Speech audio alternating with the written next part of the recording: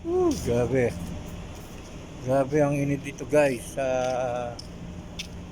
Shout out po sa ating mga subscriber. Live na subscriber. Grabe ang init dito guys sa sa Riyadh, Saudi Arabia, Middle East. Dito ang init dito guys ay nasa 43. Ayan. 42, 43 ngayon. Kahit na kalahati ng taon ay mainit pa rin. At siguro yung init ito ay abot pa ng abot pa ng September or October. Ayan mga guys, dito tayo sa labas.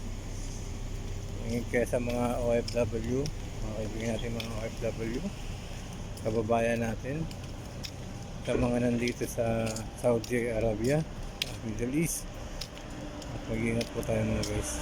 Kasi sobrang init mga guys sa labas. Lagi po tayong iinom ng maraming tubig. Ayan.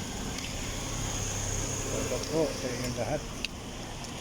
Sa mga OFW na kababayan natin dyan dito sa Middle East, Saudi Arabia. Mag-ingat po kayo palagi mga guys. Kasi ngayon kahit gabi na ay sobrang init pa rin. Masakit sa ulo mga guys.